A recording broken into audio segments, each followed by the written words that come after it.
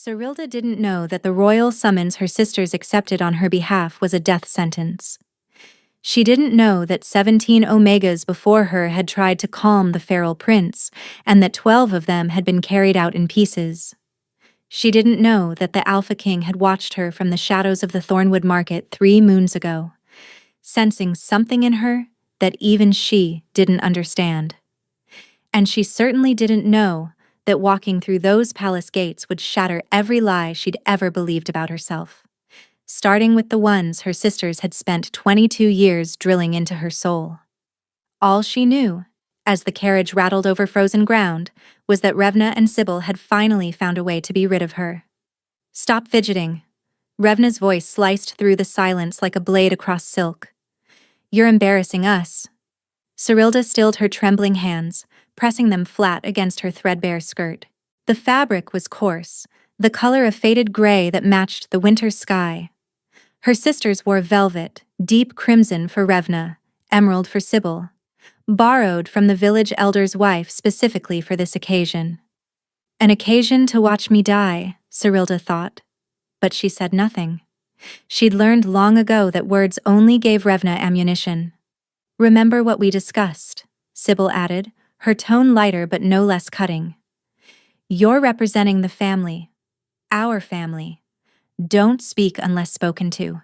Don't meet anyone's eyes, and for the goddess's sake, don't do that thing you do." That thing. Cyrilda's chest tightened. She knew exactly what Sybil meant, the warmth that sometimes spread from her palms without permission. The way wounded animals calmed beneath her touch. The night their father's hunting hound had gone mad with fever and snapped at everyone who came near. Everyone except her. The hound had died in her arms, peaceful as a sleeping pup. Revna had beaten her bloody that night, convinced she'd somehow caused the madness just to prove she could cure it. "Are you listening?" Revna's fingers closed around Cyrilda's wrist, squeezing until bone ground against bone. "Yes. I understand." "Good." Revna released her, leaving red marks that would bruise by morning. "Because if you survive this, which you won't, but if you do, and you somehow embarrass this family, I'll make what the feral prince does to you look merciful." The carriage jolted to a stop. Through the frost-clouded window, Cyrilda caught her first glimpse of Ashenmere, and her breath abandoned her completely. The citadel rose from sea-battered cliffs like something carved by the gods themselves. Black stone towers climbed toward churning clouds, their peaks wreathed in mist. The ocean roared below, waves crashing against rocks with a violence that seemed almost hungry. No warmth here, no softness. Just ancient power and the promise of storms. "This is where I'll die." The thought should have terrified her. Instead, she felt something strange and wholly unexpected. Relief. No more fetching water before dawn. No more sleeping in the root cellar when Revna needed her room for guests. No more pretending she couldn't hear them whispering about how their mother had died giving birth to her, how she'd stolen the beauty that should have been theirs, how she was cursed and wrong and better off gone. If she was going to die, at least it would be quick. A guard opened the carriage door and cold air rushed in, carrying salt and something else. Something that made Cyrilda's pulse skip in a way she didn't understand. "The Omegas from Thornwood?" The guard's voice was flat, bored. "Yes." Revna's smile was honey-sweet and entirely false. "We've brought our sister, as requested. She has the gift." The guard's eyes found Cyrilda, really looked at her, and something flickered across his face. Surprise? Pity? She couldn't tell. "This way." Cyrilda climbed down on unsteady legs, the wind whipping her dark hair across her face. She hadn't been allowed to braid it properly. Revna had said it didn't matter. Dead girls didn't need neat hair. The citadel swallowed them whole. Inside, the stone corridors stretched endlessly, lit by torches that cast dancing shadows across walls hung with ancient tapestries. Cyrilda glimpsed battles, coronations, and wolves running beneath blood-red moons. The history of the Valdris kingdom, woven in thread and memory. She was so focused on the tapestries that she almost missed it, A door, slightly ajar, with sounds leaking through, growling, low, constant, inhuman. Then a scream, high and sharp and abruptly silenced. Cyrilda's feet stopped moving. Another one. The guard muttered to a servant passing by. Third this week. Someone tell the healers. Another Omega. Another failure. Another body. Cyrilda's stomach turned to ice. Come on. The guard's hand closed around her elbow, not unkindly. His Majesty wants to see all candidates before they attempt the calming. His Majesty? The Alpha King. Cyrilda had heard the stories, of course. Everyone had. Calum Valdris, who'd taken the throne at 19 after his parents were slaughtered by a rival pack. Who'd spent 3 years hunting down every wolf responsible and executing them personally. Who ruled with iron resolve and, according to the whispers, hadn't smiled since the night his younger brother went feral. They said he was brutal, brilliant, broken in ways that made him dangerous. They said he had eyes like a winter sky, pale and cold and capable of freezing you where you stood. They said he was looking for a miracle, and my sisters sent me to be his sacrifice instead. The guard stopped before a massive oak door, its surface carved with wolves mid-hunt. Wait here. He disappeared inside, leaving Cyrilda alone with her sisters. Revna leaned close, her perfume cloying. Remember, little mouse, when you fail, and you will fail, try to die quickly. I'd hate for you to suffer. The smile she gave was the cruelest thing Cyrilda had ever seen. And then the door opened. The throne room was smaller than Cyrilda expected, but no less imposing. Stone pillars lined the walls, their surfaces etched with names. Hundreds of them, thousands maybe, climbing toward a vaulted ceiling lost in shadow. The names of the dead, she realized. Every wolf who'd fallen defending Valdris, and at the far end, seated on a throne carved from the bones of ancient wolves, was him, Calum Valdris.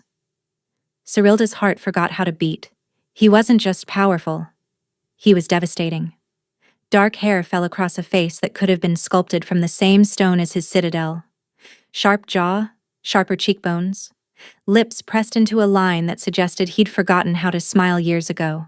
He wore black leather and silver chains, and his presence filled the room like a physical weight, pressing against her chest until breathing became an act of defiance.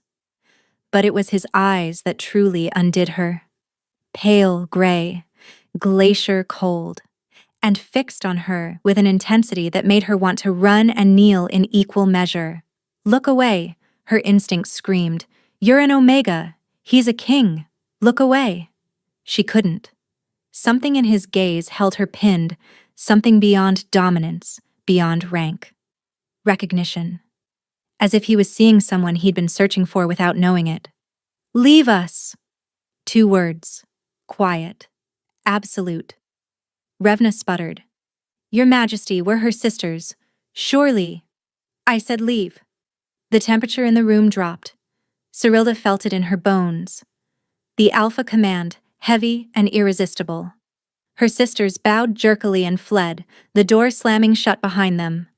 Silence. Calum rose from his throne, and Cyrilda realized with a jolt how tall he was, easily a head above her, broad-shouldered and moving with the controlled grace of a predator who saw no point in hurrying. Why would he? Nothing escaped him? He circled her slowly, and she felt his gaze like a physical touch, trailing over her patched dress, her wind-tangled hair, and the bruises on her wrist that Revna's grip had left. They hurt you. Not a question. Cyrilda's voice came out smaller than she intended. It's nothing, Your Majesty. It's not nothing. He stopped in front of her, close enough that she could smell him, pine and smoke and something wild that made her wolf stir for the first time in years. Your sisters, they did this? She said nothing. Couldn't. A lifetime of silence had sealed her throat. Calum studied her for a long moment. Then, impossibly, his expression softened. Just a fraction.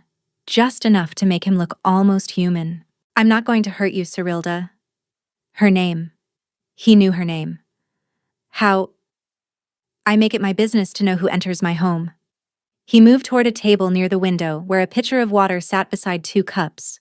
He poured one, brought it to her, waited until her trembling fingers wrapped around it before stepping back.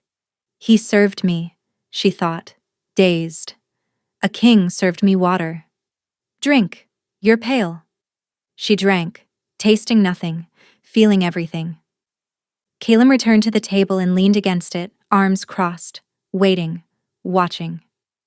You've heard what happens to Omegas who attempt the calming, he said eventually. Yes. And you came anyway. I didn't have a choice. The words escaped before she could stop them, and she braced for anger, for dismissal. Instead, something dark flickered across his face. Your sisters volunteered you. They... She stopped. How did you know? Because I've watched you.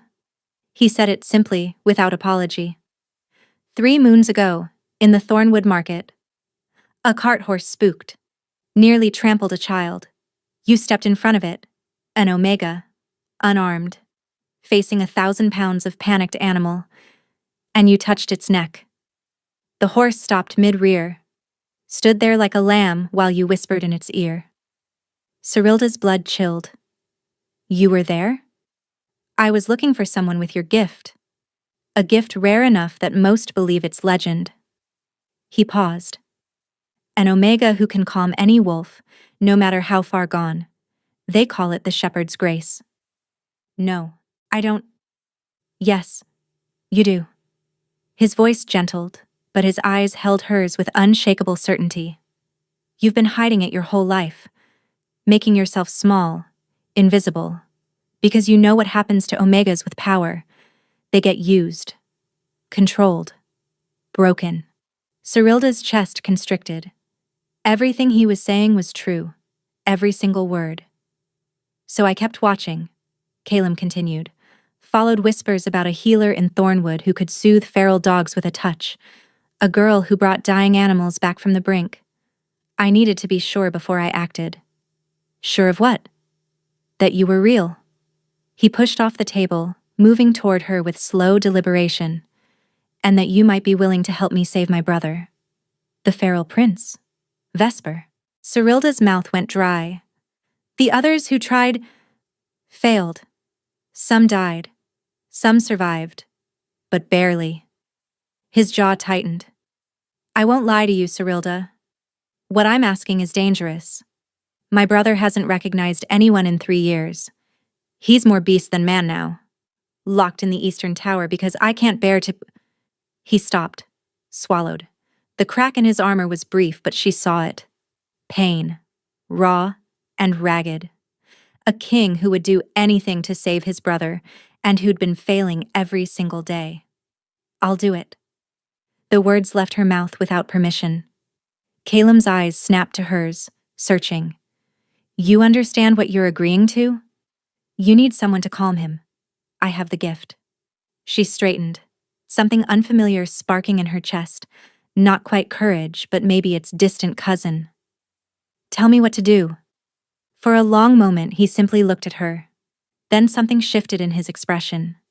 Surprise bleeding into something warmer, something like hope. Not today. You'll rest first. Eat. Recover from whatever hell your sisters put you through. He held up a hand when she tried to protest. This isn't negotiable. I won't send an exhausted Omega into that tower. Vesper deserves better than a sacrifice. He deserves a real chance. And you, his eyes seemed to say, you deserve better too. There's one more thing. Caleb reached into his coat and withdrew a small silver ring, simple but elegant, engraved with the Valdris crest.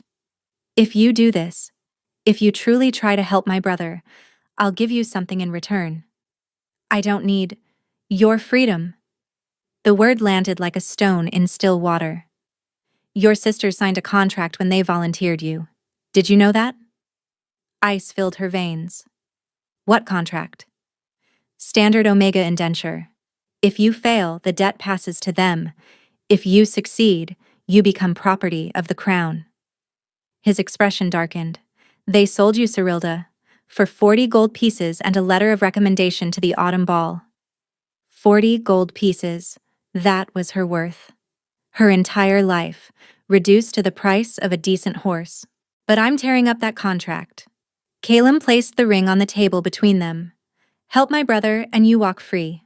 Not as crown property, not as your sister's burden. Free. With enough gold to go anywhere, be anyone. She stared at the ring. Why would you do that? Because I've spent 3 years watching people treat my brother like a monster instead of a victim. I know what it's like to see someone you love reduced to something less than human. His voice dropped. And because I can see what your sisters have done to you. The way you flinch when someone moves too fast. The way you speak like you're waiting to be struck. I won't add to that. Cerilda's throat tightened.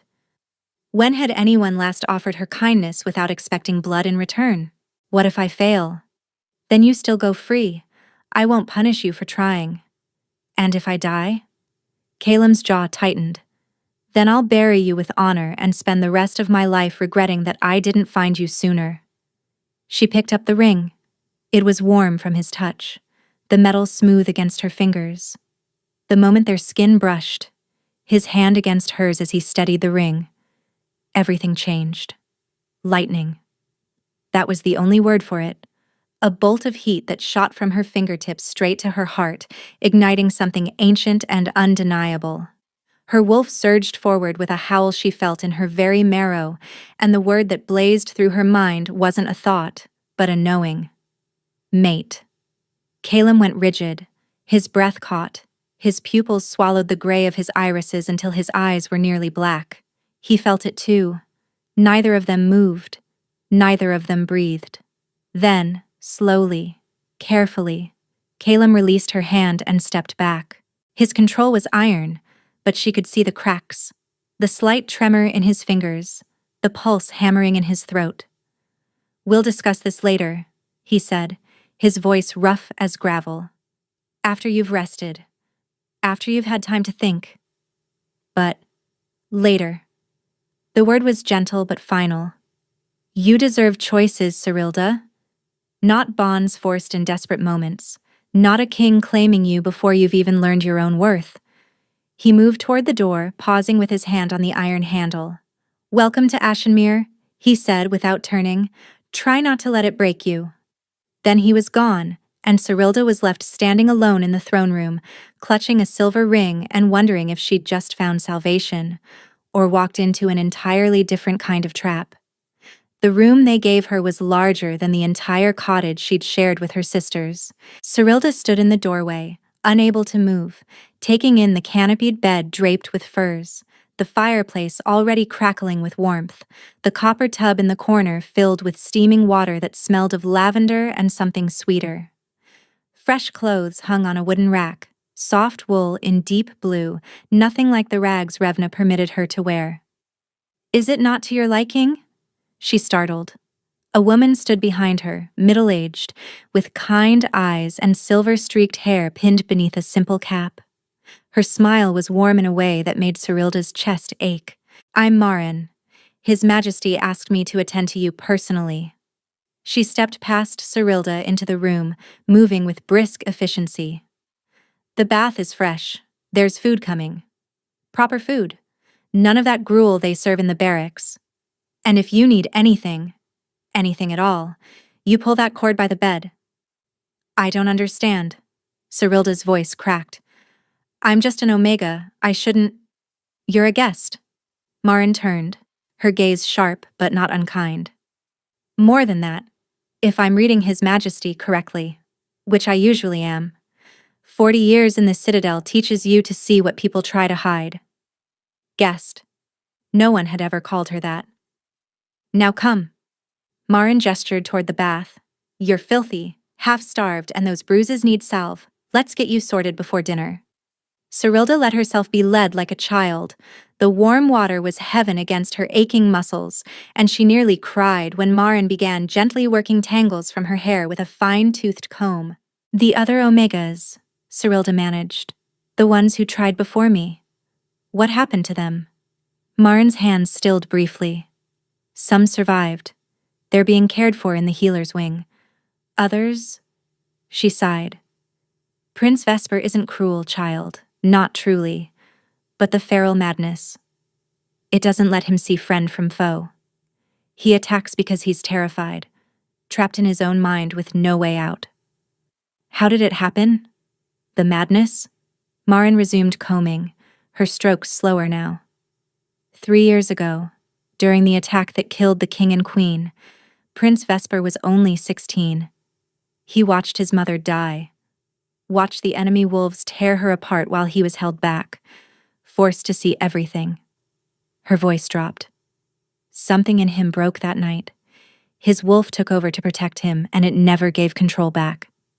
Cyrilda's heart clenched. 16. He'd been just a boy.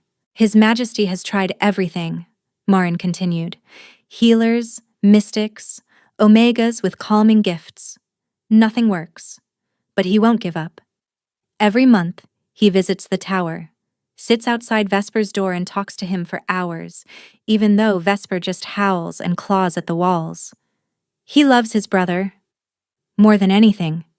Marin helped Cyrilda from the tub, wrapping her in a towel softer than clouds.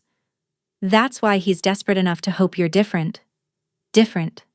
Cyrilda had spent her whole life being told she was different, and it had never been a compliment. But maybe here, in this strange fortress by the sea, different could mean something else. The food arrived as Marin promised. Roasted chicken, root vegetables glistening with butter, bread still warm from the ovens, and a honey cake that made Cyrilda's eyes water. She ate until her stomach ached, unaccustomed to fullness. Later, a maid brought tea. Chamomile, she said. But something smelled wrong, bitter beneath the sweetness, like crushed seeds that didn't belong. Cyrilda lifted the cup to her lips, then paused. Her instincts prickled, that quiet warning she'd learned to trust. She set the cup aside, untouched. That night, she curled beneath the furs and slept deeper than she had in years. She woke to darkness and the sound of footsteps in the corridor outside. Heavy, deliberate, multiple sets. Cyrilda slipped from the bed, padding silently to the door. She pressed her ear against the wood, straining to hear. Can't keep delaying. A man's voice, aged but commanding. The council grows restless. If you won't declare Vesper dead, then name another heir. My brother is alive. Calum. Cold fury threaded through every syllable. He's a beast, nephew. A danger to everyone. The longer you keep him breathing, the weaker you appear. Nephew. Cyrilda's pulse quickened. I won't have this argument again, Corvin. And I won't watch you destroy everything your father built for the sake of sentiment. A pause. The new Omega. Where did you find her? Thornwood. Ah. The village where 12 sheep were found dead last month. Torn apart by something unnatural, according to the reports. Cyrilda's blood ran cold. She remembered that night. The screaming.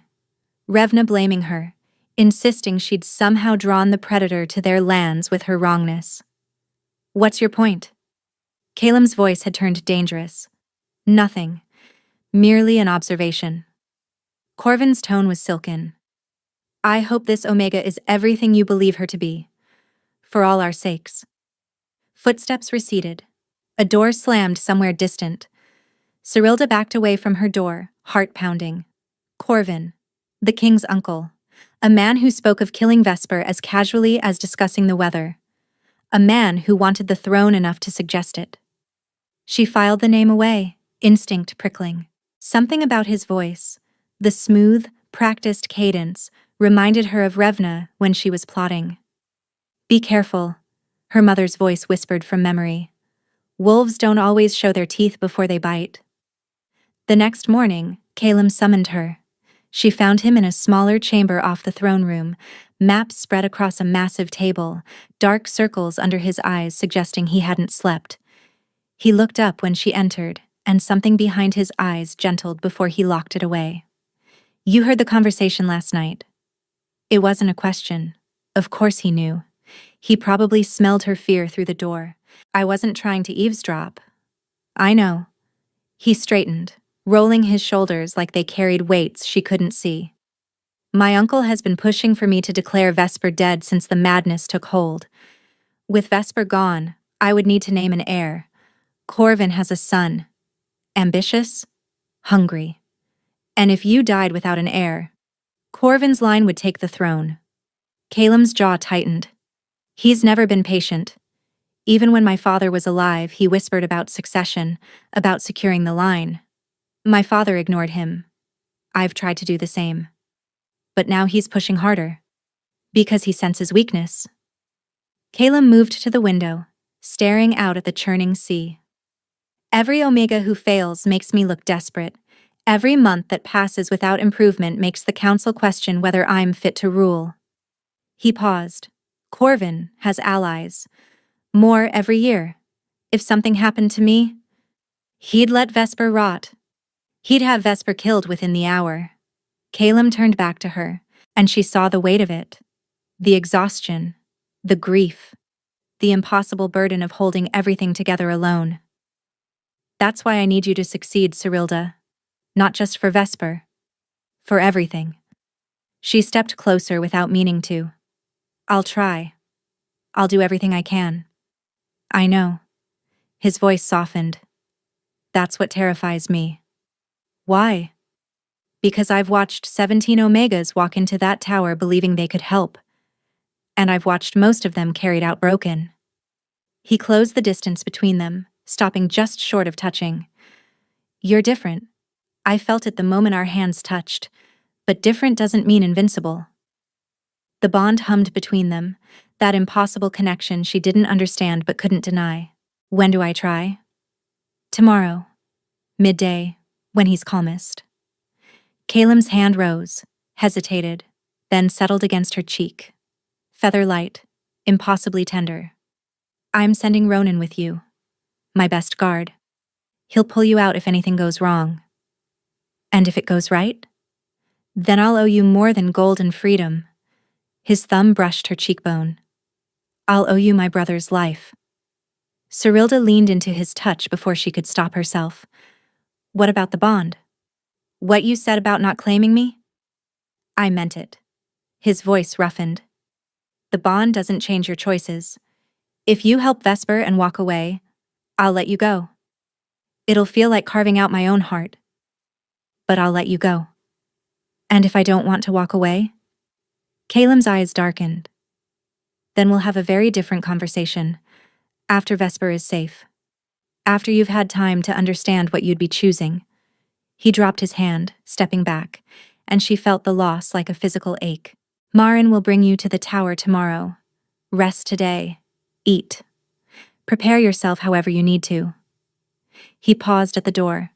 And Serilda? Whatever happens, thank you. For being brave when you didn't have to be. He left before she could respond. Serilda stood in the empty chamber, the maps blurring before her eyes, and thought about everything that had changed in less than 2 days. A death sentence had become an opportunity, a prison had become a refuge, and a king who should have terrified her had instead looked at her like she mattered. Tomorrow, she would walk into the Eastern Tower, face a feral prince who'd killed 12 Omegas, try to do the impossible.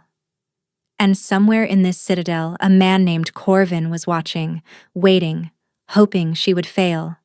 Before we continue, take a moment to like this video. It helps the story reach more people, and I'd love to hear your thoughts in the comments. Serilda moved to the window, staring at the tower rising against the storm-dark sky. Behind those walls, a boy who'd watched his mother die was waiting. She pressed her hand to the glass. I'm coming, Vesper. Hold on. The Eastern Tower smelled of iron and despair. Serilda climbed the spiral staircase behind Ronan, each step echoing off walls that seemed to press closer the higher they went.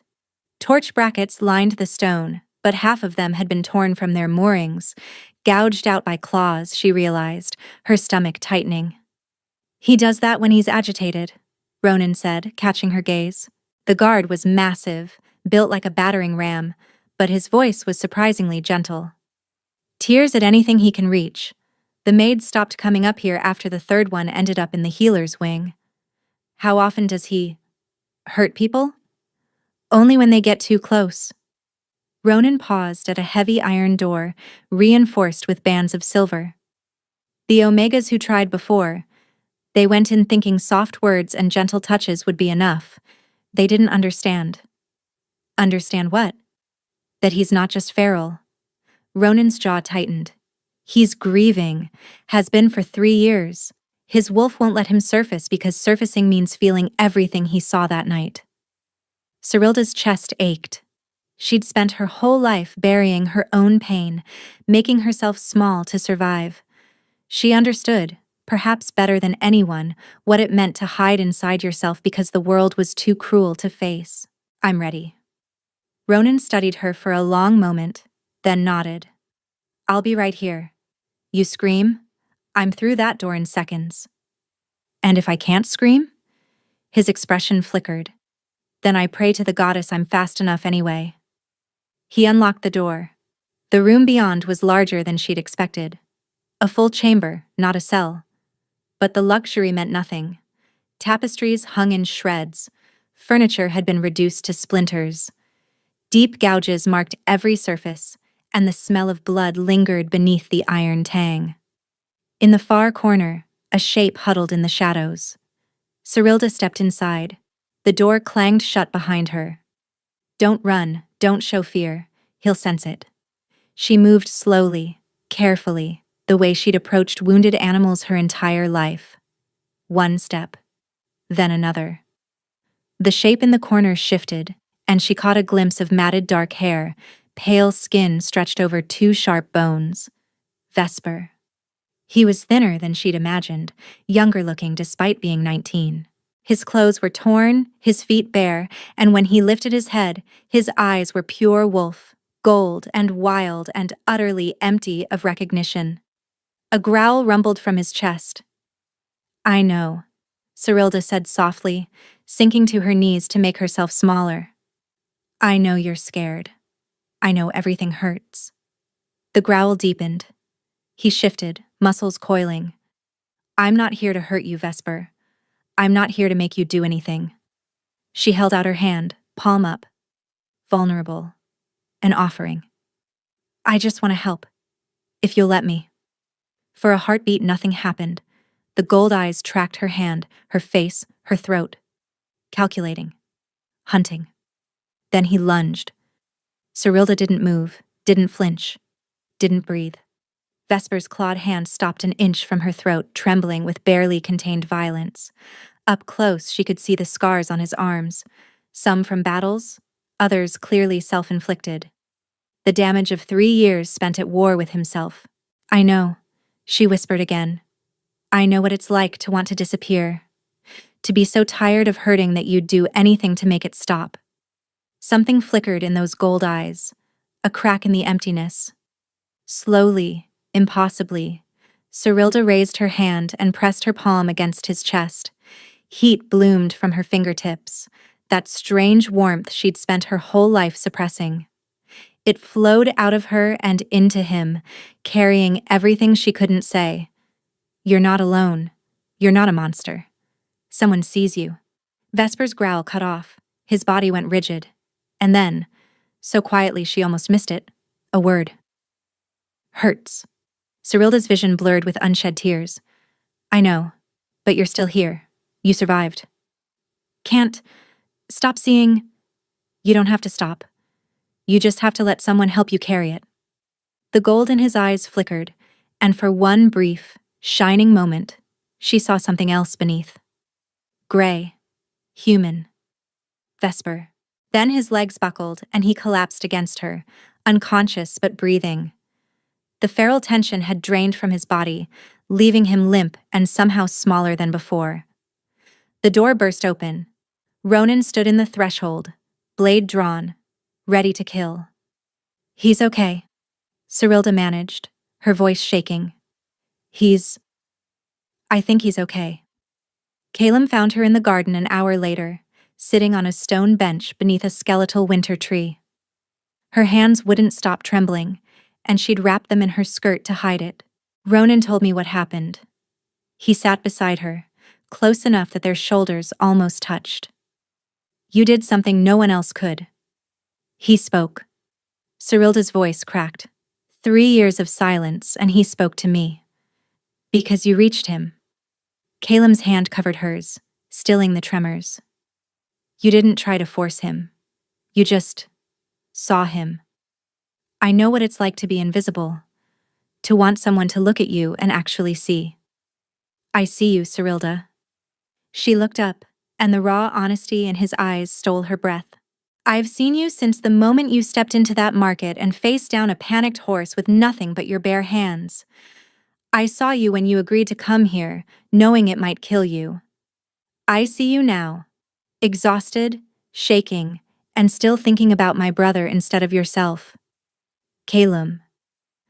I know I promised not to claim you. I know you need time. His thumb traced circles on the back of her hand. But I need you to understand something. This isn't just the bond talking. This isn't instinct or magic or whatever the old stories say. His voice dropped, rough and unguarded. I am falling in love with you, Cyrilda, the woman who walks into impossible situations because someone needs help. The woman who looks at my broken brother and sees someone worth saving. I'm falling, and I don't want to stop. Her heart stuttered. No one had ever said those words to her. No one had ever looked at her like she was something precious instead of something to be used. I'm terrified, she admitted. I don't know how to be what you need. You already are. He cupped her face, tilting her chin up. Just be yourself. That's all I want. Cyrilda closed the distance between them. The kiss was soft at first, tentative, questioning. But when his arms wrapped around her, pulling her close, something ignited. She kissed him harder, pouring in everything she couldn't say. The loneliness, the hope, the desperate want for something real. When they finally broke apart, both breathing hard, Calem pressed his forehead to hers. Stay, he breathed. Not because of the bond, not because of gratitude. Stay, because you want to. I want to, she whispered back. More than I've ever wanted anything. His smile was like sunrise after years of darkness. They didn't see the figure watching from the shadows of the colonnade. Corvin stood with his hands clasped behind his back, his expression carved from stone. He'd hoped the Omega would fail, had ensured she would fail, bribing the kitchen maid to lace her tea with Fenris root, a poison that dulled Omega gifts and made wolves sluggish. But she hadn't drunk it, which meant his plans required acceleration. He turned and walked toward the eastern corridor, where a messenger waited with news from Thornwood. News about Cyrilda's sisters, and the information they'd been only too happy to provide. Enjoy your happiness while it lasts, little Omega, he thought. By tomorrow, you'll wish you'd died in that tower. Cyrilda woke to screaming. She was out of bed before her mind caught up, feet hitting cold stone as she ran toward the sound. The corridor was chaos. Servants shouting, guards running, the acrid smell of smoke curling through the air. What's happening? She grabbed a passing maid. The tower! The girl's face was white with terror. Someone set fire to the eastern tower, the prince. Cyrilda didn't wait to hear more. She ran, barefoot and still in her nightdress, through corridors that blurred past. The smoke thickened as she climbed, burning her lungs, stinging her eyes. She could hear Vesper howling, not the feral rage of before, but something worse. Fear. The tower door hung open, flames licking the frame. Through the smoke, she saw him, pressed against the far wall, surrounded by fire, his eyes wild with panic. Vesper! She plunged through the doorway. The heat was suffocating, flames dancing across what remained of the furniture. Vesper's howls had turned to whimpers, his body trembling as the fire closed in. I'm here. Cyrilda reached him, pulling him toward the window where the air was cleaner. I've got you. Just breathe. Can't. He was hyperventilating, his eyes flickering between gold and gray. Fire, like before. They burned. His mother. The attack. Wolves burning alive. I know. She pressed her palm to his chest, letting that warmth flow. But you're not there anymore. You're here, with me, and I'm not going to let anything happen to you. A beam groaned overhead. Sparks showered down. They had seconds. Slowly, his breathing steadied. The gold receded from his eyes. Cyrilda. His voice was rough from disuse, but it was his voice. Human. Present. You came back. Of course I did. A crash behind them, part of the ceiling giving way. Flames roared higher, hungry and consuming. The window, Vesper said, suddenly alert. There's a ledge. If we can... He grabbed her hand and pulled her toward the opening. Below, she could see the sea churning against the cliffs, black water and white foam. The ledge he'd mentioned was barely a foot wide, running along the tower's exterior toward a servant's staircase. Go, she urged. I'm right behind you. Vesper climbed out, moving with a grace that surprised her. She followed, the wind whipping her hair, her fingers finding purchase on ancient stone. The fire roared behind them, heat pressing against her back like a living thing.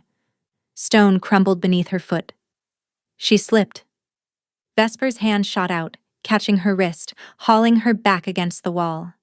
I've got you, he said. I've got you. They made it to the staircase just as the tower's upper floor collapsed entirely, sending a pillar of flame and debris into the night sky. At the bottom, Calum was waiting. He grabbed Cyrilda the moment her feet touched solid ground, pulling her into an embrace so tight she could barely breathe. His whole body was shaking. I thought... His voice broke. I thought I'd lost you both. We're okay. She pulled back to look at him, registering the soot on his face, the raw terror in his eyes. We're okay. Then she saw Corvin. He stood at the edge of the crowd, his expression carefully arranged in concern. But something was wrong. His clothes were immaculate, no soot, no sign of panic, and his eyes, when they met hers, held something cold and triumphant. The fire started in the eastern corridor, a guard reported to Calum. Oil-soaked rags, hidden behind a tapestry. Deliberate, Your Majesty. Find who did this, Calum growled. I already know. Cyrilda's voice was steady despite the fury building in her chest. It was him. She pointed at Corvin. Silence fell. That's a serious accusation, Corvin said smoothly. From an Omega who's been here mere days. You poisoned my tea yesterday. Fenris root. I recognized the bitter smell beneath the chamomile. She stepped toward him. You wanted me to fail with Vesper. When that didn't work, you decided to kill us both. Corvin's mask slipped, just for a second. You have no proof. Actually, she does. The voice came from behind Corvin. He turned and found himself facing Vesper. The prince was still weak, still fragile, but his eyes were clear and his voice was steady. In his hand, he held a crumpled piece of parchment. I found this in the chaos. Fell from your coat when the guards grabbed you during the evacuation. Vesper's jaw tightened. A letter from her sisters. They've been feeding you information about Cyrilda since before she arrived. Her gift, her weaknesses, how to break her. Signed, sealed, and damning. Corvin's face went pale. Guards, Calum said quietly. The word was ice. Take him. The trial was swift. Evidence mounted. The letter, the bribed kitchen maid who confessed everything, witnesses who'd seen Corvin meeting with suspicious figures in the weeks before Cyrilda's arrival. The council, so long swayed by his influence, turned on him completely. Corvin was executed at dawn. Cyrilda didn't attend. Her sisters received their own justice, stripped of their family name, banished from Thornwood, forbidden from ever entering Valdris lands again. The last Cyrilda heard, they were scrubbing floors in a distant tavern, their borrowed velvet long since pawned. She couldn't bring herself to feel sorry for them. In the weeks that followed, Vesper made remarkable progress. Still fragile, still haunted, but present in a way he hadn't been for 3 years. He ate with the household now, spoke in full sentences. even smiled sometimes when he thought no one was watching. "Thank you," he said one morning, finding Cyrilda in the garden, "for not giving up on me." "Thank you for saving my life on that ledge." She smiled. "We're even. We're family." He said it simply, like a fact. That's what Calum says, and I'm inclined to agree. Family. The word wrapped around her heart and held tight. That evening, Calum found her on the battlements, their spot now, where the wind carried salt, and the stars seemed close enough to touch. "I have something for you." He withdrew a scroll, sealed with the Valdris crest. "Your official release from any obligation to the crown. You're free, Cyrilda. Completely and legally." She took the scroll, but didn't open it. "And if I don't want to leave?" His breath stalled. "Then I would ask you to stay, not as a servant or a healer, as my partner, my equal, my mate, if you'll have me." The bond hummed between them, warm and sure. But it wasn't the bond that made her answer. It was the way he looked at her. The way he'd looked at her from the very beginning, like she was someone worth seeing. "I spent my whole life being told I was worthless," she said softly. "Then you saw something no one else did. I saw you. You saw me." Her throat tightened. "And you didn't look away." She kissed him then, soft and fierce and full of promise. "Yes," she breathed against his lips. "I'll stay. I'll be yours, Calum, and you'll be mine." His arms wrapped around her, lifting her off her feet, spinning her under the stars while they both laughed. They bonded under the next full moon, with Vesper standing beside them and the entire kingdom as witness. Their vows were simple, promises of partnership, of choice, of love freely given. When the bond snapped fully into place, Cyrilda felt it like coming home. Not a chain, not a trap, a bridge, connecting them while leaving room for each to stand whole. Later, they lay tangled together, moonlight spilling across the bed. "Tell me something," Calum murmured. "Something I don't know." Cyrilda smiled.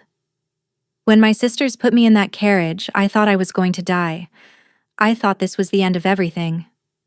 And now? Now I know it was the beginning." She pressed closer. "They sent me here to destroy me. Instead, I found you. Found Vesper. Found a family I never knew I needed." Calum's arms tightened around her. "They tried to break you. They failed." She closed her eyes, letting peace wash over her. Her sisters had sent her to serve the Alpha King, expecting her to die forgotten and alone. Instead, she'd found her mate, saved his brother, exposed a traitor, and become a queen. Fair trade, she thought, smiling as sleep claimed her. Where are you listening from? Let's meet in the comments. I love hearing your thoughts. And if you'd like to support me, please subscribe. It's free, and it helps more people hear these stories.